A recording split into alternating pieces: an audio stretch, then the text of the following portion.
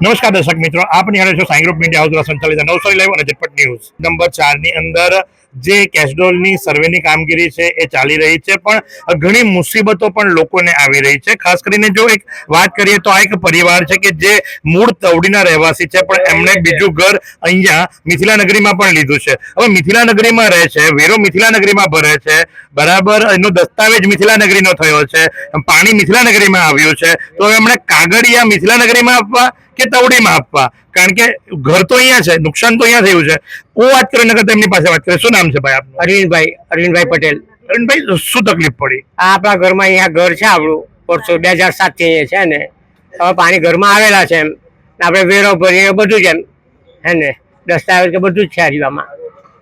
તો એવું તો નથી ને કે તમે તવડીમાં વોટ આપો, અહીંયા વોટ નથી આપતા એટલે આ લોકો મદદ નથી કરતા? એ ખબર ને, આ કે તમારે નહીં મળે એમ, કે મિથિલામાં તમને નહીં મળે એમ. કે ઘર મિથિલામાં છે કે તવડીમાં છે? મિથિલા નગરીમાં. તમે વેરો નવસારીમાં ભરો કે તવડીમાં ભરીએ તો પછી કેમ તમને નહીં મળે? હવે જો ને આ ભાઈ લોકો ના પાડે કે તને નહીં મળે એમ. આ જ એક વિડીયો ગઈકાલે પણ આવ્યો હતો. તવડીના એક બેન હતા અને તવડીના બેનનું કેવું એમ હતું કે મારું ગામ તવડીમાં છે, તવડી ગ્રામ પંચાયતમાં હું વેરો ભરું છું, ભલે હું મુંબઈ રહેતી હોઉં, પણ મારા તવડીના ઘરની અંદર જયારે પાણી આવ્યું છે તો શા માટે અમને સહાય નહીં મળે? તો તમે જો એટલું જ નહીં, પણ અત્યારે સર્વેની કામગીરીની સાથે વોર્ડ નંબર 4 ના કોર્પોરેટર જે ખરા પ્રભાબેન વલસાણીએ પણ. પ્રભાબેન, આવા પ્રશ્નો આવ્યા ખરા? આવ્યા સાહેબ, ઘણા આવ્યા. મારા માતા ફળિયામાં જ આવ્યા. હવે આધાર કાર્ડ તો ગમે ત્યાં હોય, રહેતા હોય લોકો અસરગ્રસ્ત છે તો એમને સહાય આપવાની વિનંતી. પણ અમે ત્યાં હાજર હતા એટલે અમે રિક્વેસ્ટ કરી કે સાહેબ આ તમારે લેવું પડે, અને લીધા બી. અહીંયા અમે હાજર ન હતા એટલે ઘણા લોકો રહી ગયા છે. આ બધાને લઈને અમે મામલતદાર સાહેબને હમણાં જસ્ટ મળવા જવાના છે કે આ લોકોને સહાય મળવી જોઈએ. આમાં કહેવા જેવું કંઈ છે જ નથી, દેખીતી રીતે આપણે જોઈ જ રહેલા છે. મૂળ કહેવાનો ભાવ એટલો જ છે ને કે ભાઈ એક સામાન્ય જ્ઞાનની વાત છે કે ઘર મિથિલામાં છે, વેરો મિથિલામાં ભરે છે, જ્યારે રજીસ્ટ્રેશન કર્યું ત્યારે જે કઈ બી એની જે કઈ બી સ્ટેમ્પ ફી હતી આ તે બધું હતું તે અહીંયા ભર્યું, તો પછી કેમ નહીં? હવે એ લોકોને સૂચના કેવી રીતે આપવામાં આવેલી છે તે આપણે જાણવાનું રહ્યું ને. આ જે સંકટનો સમય છે તે મારું તો એટલું જ કહેવું છે કે પ્લીઝ બધાને સહાયરૂપ થાઓ અને ખરેખર અસરગ્રસ્તો છે તેમને સહાય આપો. અમે પોતપોતાને વિસ્તારમાં બધાને જે આગેવાન થઈને ફરતા છે તેમને રિક્વેસ્ટ છે. આગેવાનમાં તો તમે જ દેખાતા છો, બીજું તો કોઈ દેખાતું નથી. એવું મારે કશું કેવું નથી. હું જોઉં છું તે કેવું છું તમને. મને ખબર પડી એટલે મેં તરત જ આવી ગઈ. મેં કીધું મારે જવું છે ને જે ભાઈઓ કે બહેનો જેનો બી ઘર છે અહીંયા ને બાકી છે તેને તાત્કાલિક ધોરણે. પ્રભાબેન, ત્યાં સુધી કે અમારી પાસે તો એવી માહિતી આવી કે વોટની રાજનીતિ ચાલે છે અને તમે જેના ઘરમાં પાણી નહોતા ભરાયા તેવાને પણ તમે તો સહાય અપાવી, એવો આક્ષેપ લાગ્યો છે. અને હું સીધું કહીશ કે આક્ષેપ ભાજપ દ્વારા જ લગાવવામાં આવ્યો છે, કારણ કે આખા નવસારી મહાનગરપાલિકામાં માત્ર આ એક જ એવો વોર્ડ છે કે જ્યાં કોંગ્રેસ સબળ છે. બીજી જગ્યા કેમ આક્ષેપ નહીં કર્યા કે તમારા ઘરમાં પાણી નથી? ખાલી વોર્ડ નંબર 4 માં જ આક્ષેપ કરવામાં આવ્યું સાહેબ. અને વોર્ડ નંબર 4 જ એટલું બધું વધારે પડતો અસરગ્રસ્ત કોઈ વિસ્તાર હોય તો વોર્ડ નંબર 4 છે, માતા ફળિયા દાંડીવાડ. અને જે એન્જિનિયરો આવેલા કે સાહેબો આવેલા મામલતદાર માંથી તે અભણ છે, તે લોકોને દેખાતું છે. તે લોકોએ આક્ષેપ મારા પર નથી કર્યો, પણ ભાજપના સભ્યો મારા પર આક્ષેપ કરેલું છે. અને લોકોને મારે કેવું છે કે આ જો તમે જેને ચૂંટીને લાવ્યા છો, 50 સીટ આવેલી છે, તે લોકોને આ આટલી 1800 માત્ર 1800 ની સહાય પર તમને આપવા માટે આ મારા પર આક્ષેપ કરીને હસવાની વાત, હસવું આવે છે. આજે આ સંકટના સમયમાં તમે આવું કરો છો ત્યારે મને કેવું છે લોકોએ ઓળખી લેવાની જરૂર છે આજે ભાજપ પાર્ટીને. અને એ લોકોની રાજકારણ કરતા આવડતું નથી. એ લોકોને કોર્પોરેટર ને મેં તો એમ કેમ ટ્રેનિંગ આપો તમે સાહેબ. આ ધોરડિયા સાહેબ ને મારી રિક્વેસ્ટ છે કે એક શિબિર યોજો અને એ લોકોને શિબિરમાં સમજાવો કે તમારે કેવી રીતના લોકો વચ્ચે જવું છે.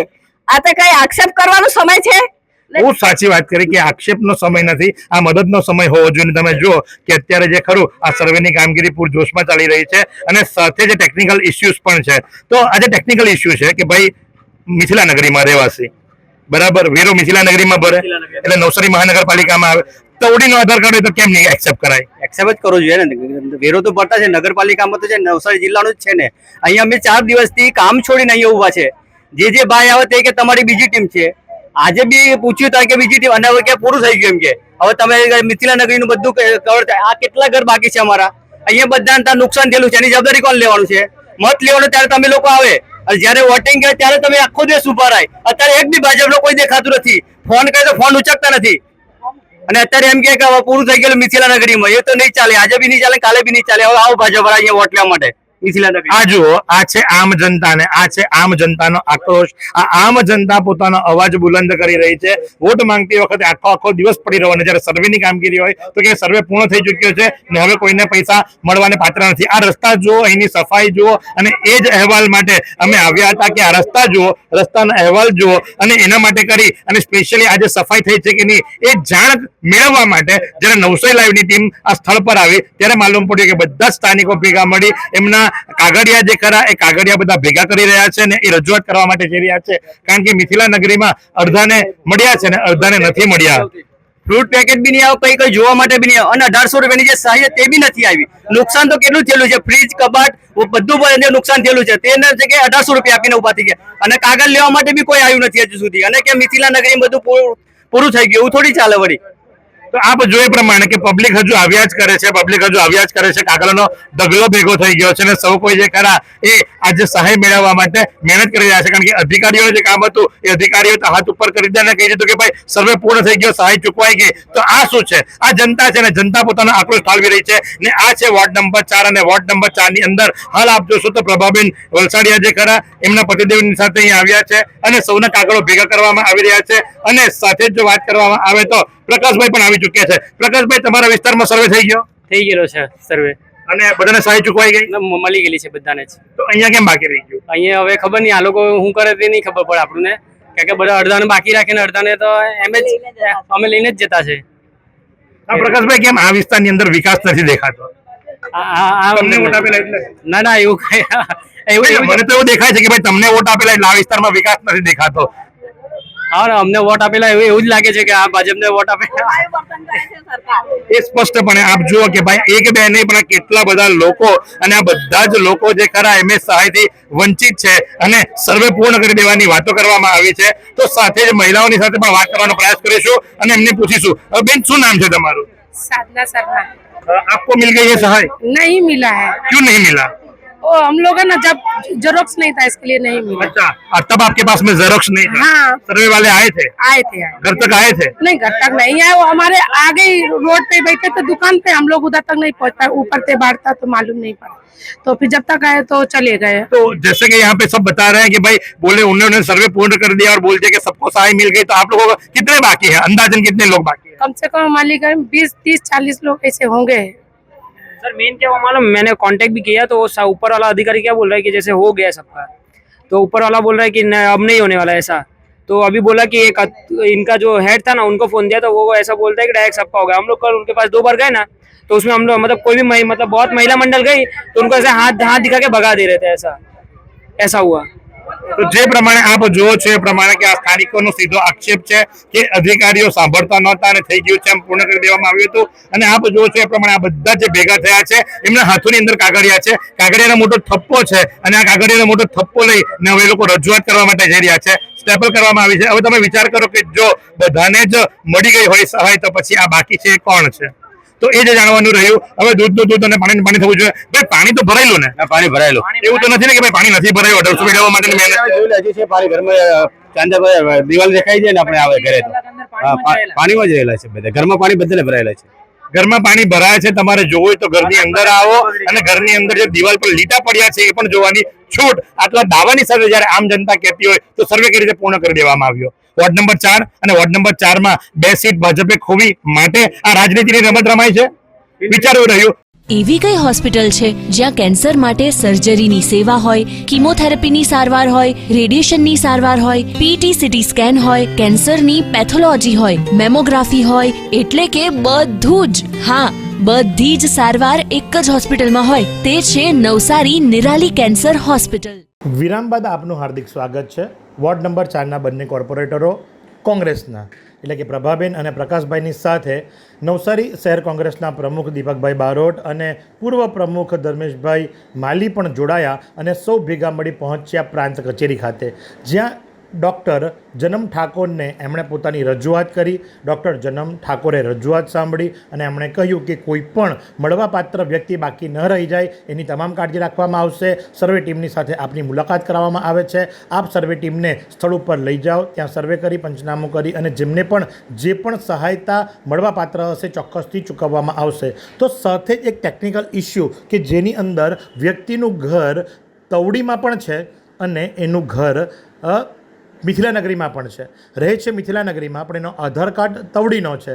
તો શું એને મળવાપાત્ર રકમ ખરી? તો એ સંદર્ભે પણ ડૉક્ટર જનમ ઠાકોર દ્વારા ચોખવટ કરવામાં આવી કે જો એ વ્યક્તિ રેલના સમયે બરાબર આ ઘરની અંદર હોય અને કામ પર નહીં જઈ શક્યા હોય તો પતિ પત્નીને 1800 રૂપિયા પ્રમાણે, અને જો એમના ઘર વખરીને નુકસાન થયું હોય, આ ઘરમાં રહેતા હોય, ઘર ચાલુ હોય, તો એને સરકારના ધારાધોરણ મુજબ અન્ય 5000 પણ મળવાપાત્ર રકમ રહેશે અને જે ચૂકવવામાં આવશે જેમના એમણે આધાર પુરાવા આપવાના રહેશે. એટલે કે જો મિથિલાનગરીમાં રહેતા હોય, એમના પોતાના નામ પર ઘર હોય, ઘરવેરો ભરતા હોય અને સાથે જ જો આકારણી કરવામાં આવી હોય તો એમને પણ આ રકમ મળશે. જે સંદર્ભે ડૉક્ટર જનમ ઠાકોર શું જણાવી રહ્યા છે ચાલો આપણે સાંભળીએ.